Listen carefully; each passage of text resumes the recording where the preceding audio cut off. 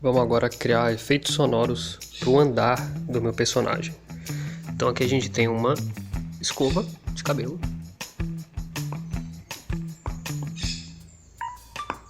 E aqui alguns sacos, né?